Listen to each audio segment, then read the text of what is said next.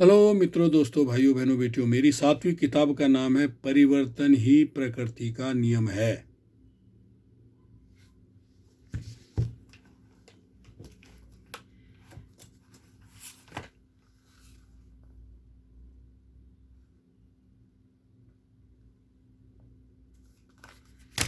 परिवर्तन ही प्रकृति का नियम है, इसको बदल नहीं सकते। साथियों, समय का खेल है। कौन बड़ा कौन छोटा, जो कल था वो आज नहीं और जो आज है वो कल नहीं।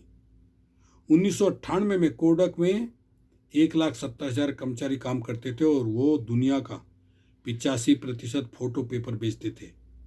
चंद सालों में ही डिजिटल फोटोग्राफी ने उनको बाजार से बाहर कर दिया। कोडाक दिवालिया हो गई और उनके सर्व कर्मचारी सड़क पर आ गए। देखिए, HMT घड़ी, Bajaj scooter, dinosaur TV, Murphy radio, Nokia mobile, राजदूत और एम्बेसडर कार। साथियों, इन सभी की गुणवत्ता में कोई कमी नहीं थी, फिर भी बाजार से बाहर हो गए। कारण, उन्होंने समय के साथ बदलाव नहीं किया। आपको अंदाजा है कि आने वाले 10 सालों में दुनिया पूरी तरह बदल जाएगी और आज चलने वाले 70 से 90% उद्योग बंद हो जाएंगे। चौथी औद्योगिक क्रांति में आपका स्वागत है। उबर सिर्फ एक सॉफ्टवेयर है, उनकी अपनी खुद की एक भी कार नहीं है। इसके बावजूद दुनिया की सबसे बड़ी टैक्सी कंपनी है उबर। अर्बन दुनिया की सबसे बड़ी होटल कंपनी है, जबकि उनके पास अपना खुद का एक भी होटल नहीं है। पाइटम, ओला, कैब्स, ओयो, रूम्स जैसे अनेक उदाहरण हैं। United state of America US में अब युवा वकीलों के लिए कोई काम नहीं बचा है, क्योंकि IBM वाटसन नामक सॉफ्टवेयर पल भर में ज़्यादा बेहतर लीगल एडवाइस दे देता है। अगले 10 साल में यूएस के 90% वकील बेरोजगार हो जाएंगे। जो 10% बचेंगे वो सुपर स्पेशलिस्ट होंगे। वाटसन नामक सॉफ्टवेयर मनुष्य की तुलना में कैंसर का डायग्नोज 4 गुना ज़्यादा एक्यूरेसी में से करता है। 2030 तक कंप्यूटर मनुष्य से ज़्यादा इंटेलिजेंट हो जाएगा। सोच रहे हैं आप? अगले 10 सालों में दुनिया भर की सड़कों से 90% कार गायब हो जाएंगी। जो बचेंगी वो या तो इलेक्ट्रिक कार होंगी या फिर हाइब्रिड सड़कें खाली होंगी।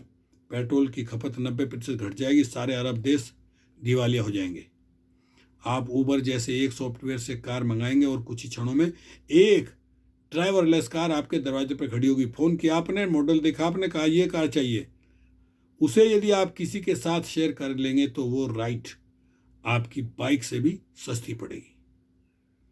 कार के ड्राइवरलेस होने के कारण 99% एक्सीडेंट होने बंद हो जाएंगे। इससे कार इंश्योरेंस नामक धंधा बंद हो जाएगा। देखिए, ड्राइवर जैसा कोई रोजगार धरती पर नहीं बचेगा।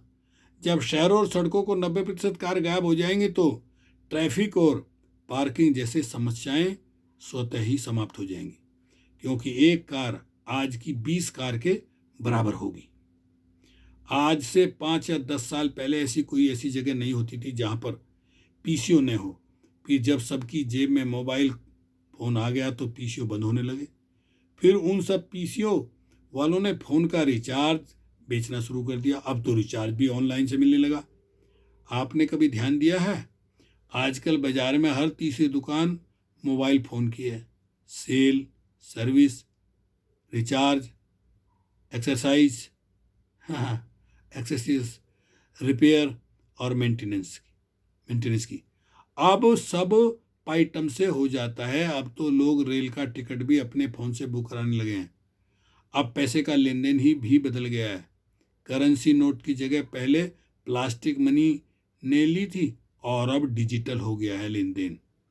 दुनिया बहुत तेजी से बदल रही है। आंख, नाक, कान खुले रखिए वरना आप भी पीछे छूट जाएंगे।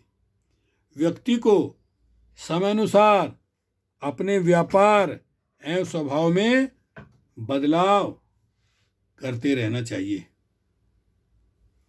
समय के साथ चलिए और बदलते समय के साथ खुद को बदलिए। दौड़ है दुनिया की, इसमें जो भी पीछे रह गया, पीछे रहने वाला समझो सबसे नीचे रह गया। चल रहा जो चक्र, उसकी चाल को पहचान लो और जो भले की कह रहा है बात उसकी मान लो। ओके, शुक्रिया, धन्यवाद। मेरा नाम सत्यपाल बोध है। मैं इस समय साउथ अमेरिका के देश बोलिविया में हूँ और यहाँ रहते रहते अभी तक मैं 5 किताबें भारत में प्रकाशित करा चुका हूँ।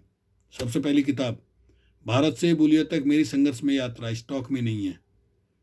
भारत में जितनी छपाई थी सब मैंने गिफ्ट में दान दे दी। दूसरी किताब जीवन का अंतिम लक्ष्य क्या है, मेडिटेशन पर, वो भी स्टॉक में नहीं है। भारत अगर मैं जा सका एक बार तो उसको प्रकाशित कराऊंगा। तीसरी किताब क्या यीशु मसीह बौद्ध थे, वो भी स्टॉक में नहीं है, क्योंकि मेरे जो मित्र रमेश कुमार यादव लखनऊ के, उनका दिल्ली दरियागंज में एक्सिस बुक पब्लिकेशन था, वो बंद हो गया। नंबर 4 भारतवर्ष की गुलामी के कारण स्टॉक में नहीं है, वो रमेश जी ने सारी बेच दी उस समय। और 5वीं परिवर्तन ही प्रकृति का नियम है, ये भी स्टॉक में नहीं है। मैंने सारी किताबें लोगों को गिफ्ट में दे दी, कुछ दान कर दी। तो साथियों 75 साल उम्र है मेरी, 32 साल से यहाँ हूँ बोलिविया में, अभी तक स्वस्थ हूँ और सलाह देता हूँ कि आप भी स्वस्थ रहें, मस्त रहें, खुश रहें। ओके, शुक्रिया, धन्यवाद।